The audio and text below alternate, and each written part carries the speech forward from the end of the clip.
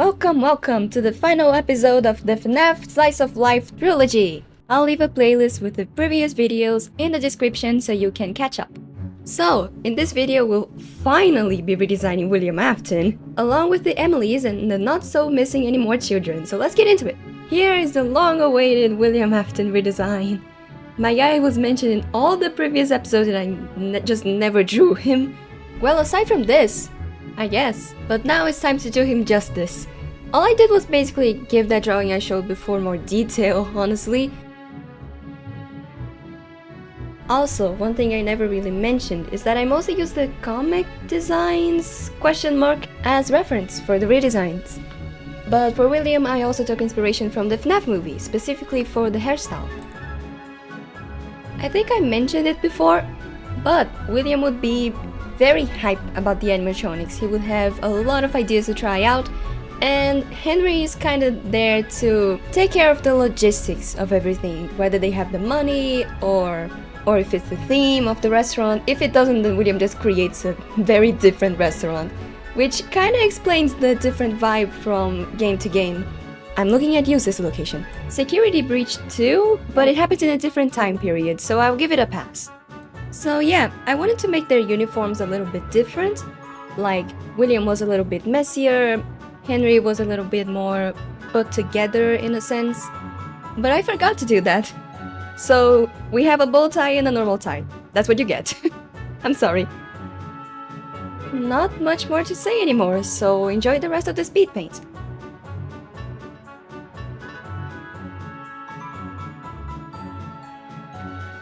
And with that, that's William Afton and Henry Emily done.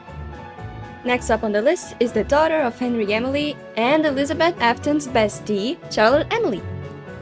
In her wiki, there's the same crazy age gap as Elizabeth, which is 5 to 12 years old, so I decided to make them friends and have around the same age. Just like Elizabeth, I made her design look a little bit more like the puppet, and I know, if I'm not mistaken, that the puppet was created to protect Charlotte, not really to represent Charlotte. But when you really think about it, this world is a slice of life. There's nothing really to protect her from.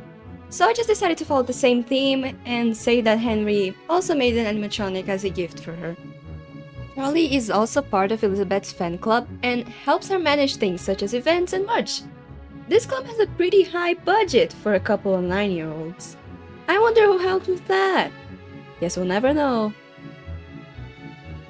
I didn't worry too much about making her outfit practical, because she would probably be way more calm than Elizabeth is. Think of their relationship as a parallel for William and Henry.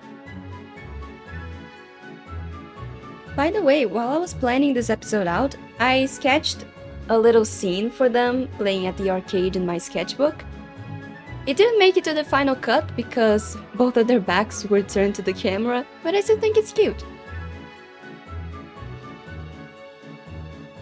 And that's Charlotte Emily. I added a little Easter egg on her design that connects to another character from this series.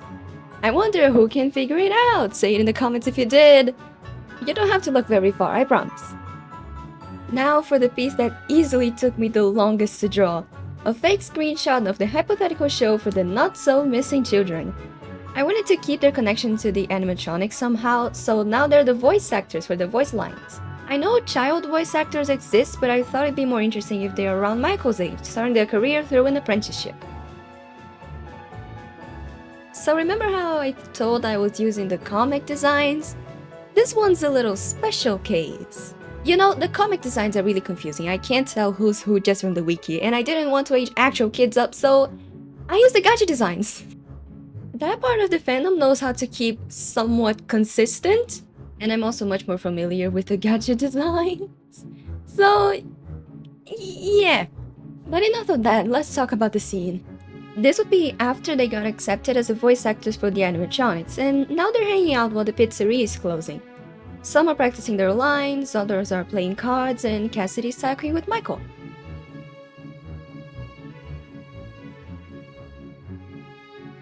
For the voice acting children and Michael's relationship, I imagine they go to the same school but never really talked. And now that they work at the same place, they can grow closer as friends. Cassidy's an exception though. She knew Michael beforehand and often helped him with babysitting Evan and Elizabeth at times where William ended up caught up in work and arriving home late.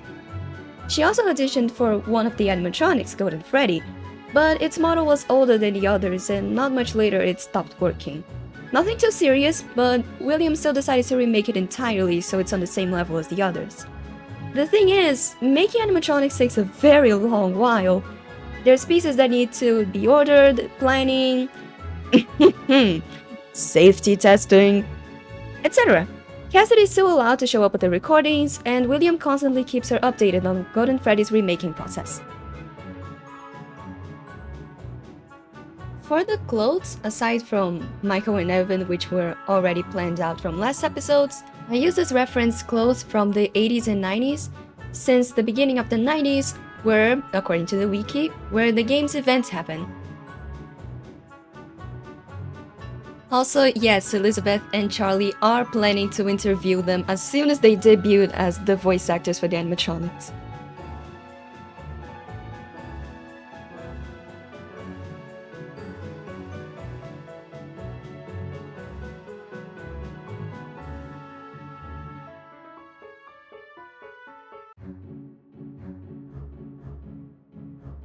So I tried doing a little sunset kind of lightning to show it's late.